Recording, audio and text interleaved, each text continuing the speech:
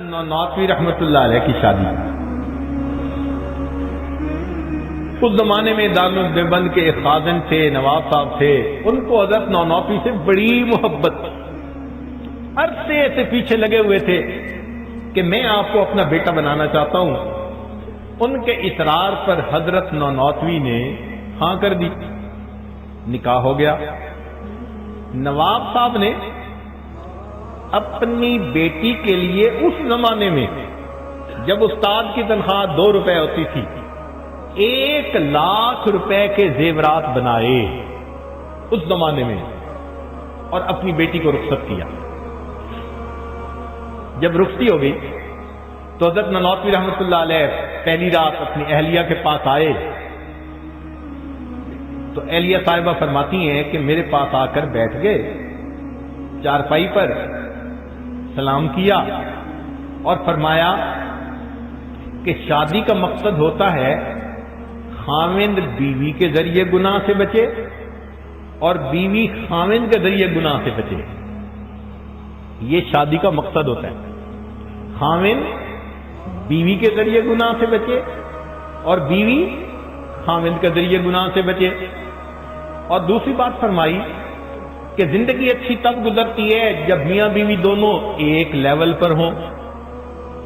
میں تمہاری مانند امیر بننا چاہوں تو ساری زندگی محنت کروں تو نہیں بن سکتا، اور تم میری طرح بننا چاہو تو ابھی بن سکتی ہو. تو میں نے پوچھا کیسے؟ تو فرمانے لگے کہ یہ جتنے زیورات ہیں نا، یہ جو ترکیہ کا ہے نا خلافت کا کام، یہ سارا اللہ کے راستے میں بھیج دو. فرماتی ہیں میں نے سارے زیور نکالے، 1 لاکھ روپے کے زیور حضرت نے رومال میں باندھے اور اگلے دن وہ زیورات اللہ کے راستے میں پہنچا دیے. اب اگلے دن میں گھر میں تھی تو محلے کی عورتیں دیکھنے کے لیے آئیں. جب شادی ہوتی ہے تو دلہن کو دیکھنے کے لیے بوڑھی بوڑھی آتی ہیں. وہ دلہن کو کم دیکھتی ہیں، اپنے دلہن کے زمانے کو زیادہ یاد کرتی ہیں. تو کہنے لگی بڑھیا آ گئی 2-3، اور انہوں نے مجھے دیکھا تو میرے اوپر تو کوئی زیور ہی نہیں جسم پر. ان میں سے ایک بڑھیا فتنے کی پڑیا، وہ کہنے لگی ہاں یہ تو باپ پہ بوجھ بنی ہوئی تھی، لگتا ہے اس نے دھکا ہی دے دیا، جان چھڑائی اس سے. کہنے لگے جب میں نے یہ سنا تو میرے تو آنکھوں سے آنسو، رونا ہی نہ تھمے. حضرت نانوتوی رحمۃ اللہ تشریف لائے، مجھے روتے ہوئے دیکھا، فرمایا کیوں، کوئی خیریت ہے؟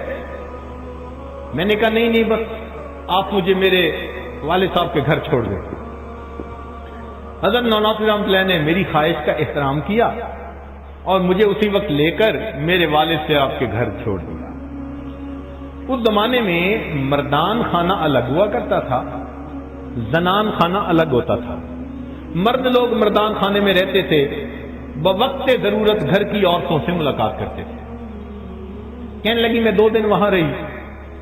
تیسرے دن میرے والد صاحب زنان خانے میں آئے تو نظر پہ، بیٹی تم یہاں ہو؟ تو پتہ چلا جناب یہ تو ایک ہی دن رہ کے آ گئی تھی. پوچھا کیوں؟ کہنے لگے میں نے پھر رونا شروع کر دیا کہ میرے ساتھ تو یہ ہوا. گو میں نے زیورات اپنے خوشی طیب نفس سے دیے تھے، مگر عورتوں کا جو تانا تھا اس نے میرا دل دکھا دیا. تو نواب صاحب کہنے لگے بیٹی یہ کون سی بڑی بات ہے؟ نواب صاحب نے 1 لاکھ روپے کے زیورات اور بنوائے اور پھر اپنی بیٹی کو دیے اور کہا کہ اچھا تم جاؤ، رخصت کر دیا. کہنے لگے جب میں آئی رات کو حضرت نانوتوی رحمۃ اللہ تشریف لائے، سلام کیا، فرمانے لگے دیکھیں میں نے تو آپ کو ایک مشورہ دیا تھا کہ اللہ کے راستے میں دے دو، تم نے اپنی چاہت اور مرضی سے دیا تھا. اگر تمہاری چاہت نہیں تھی تو نہ دیتی، میں نے مجبور تو نہیں کیا تھا. اب تمہارے والد صاحب کے سامنے میری رسوائی ہوئی کہ میں نے مجبور کیا، اور میں نے تو اس لیے کہا تھا کہ یہ سانپ اور بچھو تم اپنے گلے ہاتھوں میں کیسے پہنو گے. کہتے ہیں حضرت نانوتوی رحمت اللہ علیہ کے الفاظ میں ایسی توجہ تھی، تاثیر تھی کہ مجھے بالکل لگا میری انگوٹھیاں بچھو ہیں جو چپکے ہوئے ہیں اور یہ سانپ ہے جو میرے گلے میں لاکٹ ہے۔ کہنے لگے میں نے اسی وقت اپنے زیورات اتارنے شروع کر دیے۔ حضرت کہہ رہے ہیں نا نا نا نا، اور میں اتارتی جا رہی ہوں، سب زیورات اتار دیے، اور میں نے کہا کہ اب اس کو پھر اللہ کے راستے میں دینے میں آج کے بعد کسی کو نہیں کہوں گی۔ حضرت نانوتوی رحمت اللہ علیہ نے پھر 1 لاکھ کے زیورات اللہ کے راستے میں بھجوا دیے، اور پھر اس کے بعد انہوں نے حضرت نانوتوی سے پڑھنا شروع کیا۔ اتنا علم پڑھا، حضرت قاری صاحب فرمانے لگے میں نے مشکات شریف اپنی دادی اماں سے سبکن پڑھی ہوئی ہے۔ تو یہ نہیں ہوتا تھا کہ سارے ہی غریب غربا ہوتے تھے علم حاصل کرتے، عمرہ کے بھی بیٹے بیٹیاں۔ یہ علم تو ایک نعمت ہے نا۔ ہاں فقیر طلباء بھی ہوتے تھے اور اتنی قربانیوں سے پڑھتے تھے کہ ان کی قربانیاں دیکھ کر انسان حیران ہوتا ہے۔ مثالیں قائم کر دی انہوں نے۔